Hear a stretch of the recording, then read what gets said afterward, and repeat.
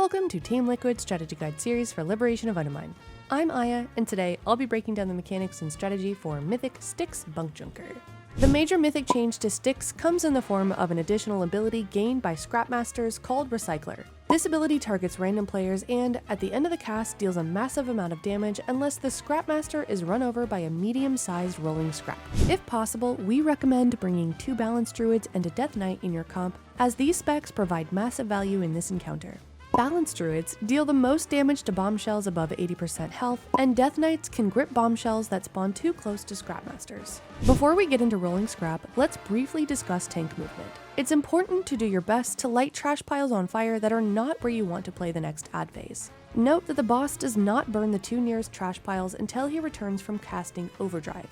Essentially, you want to play between 2 markers when electromagnetic sorting is cast. On Mythic, one tank should handle all the rolling while the other holds the boss and manages most of the movement. For example, let's say we want to handle the next electromagnetic sorting between Star and Green. We should burn 2 trash piles around Star, then move to the newly cleared space between the markers. 4 players will be selected to roll the rubbish. The selected tank is always the same and should be assigned to the front right position when facing the boss. The weak aura used for this mechanic has 2 perspective options, facing the boss or facing away. Go into the custom options and choose the one that feels most intuitive to you. Before pulling the boss, take some time to understand the rolling mechanic itself. During the time it takes to transform into a ball, identify your zone and your Scrapmaster. Next, check for nearby hyenas you can pick up. If you're not yet medium size, look for small piles. If you are a medium, head directly to your Scrapmaster. After picking up your Scrapmaster, check whether there's a bomb in your zone. If so, remove it and get the kick on your Scrapmaster. It is critical that players rolling get the first kick on their Scrapmaster. Healer priests should call for a kick if they drop their Scrapmaster far from the group due to a distant bomb. It's especially important for front left and front right rollers to understand that there's time to roll into the wall briefly before grabbing the Scrapmaster, or to roll behind the boss if a bombshell is nearby and risky.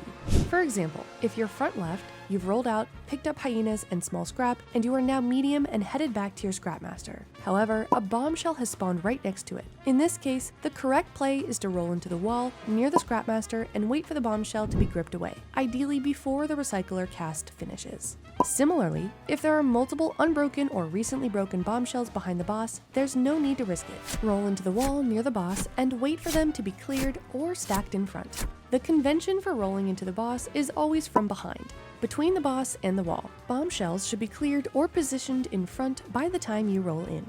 Finally, note that the area between the next 2 markers you will play to the right of the boss or clockwise facing the boss should be cleared of mediums. Communication tips. Raid communication during electromagnetic sorting is incredibly valuable.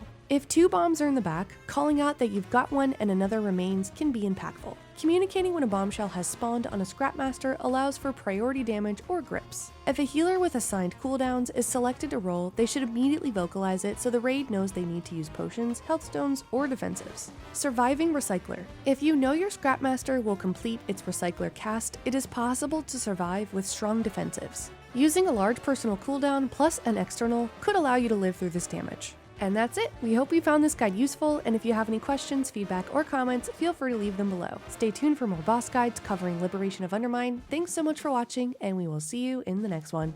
Bye!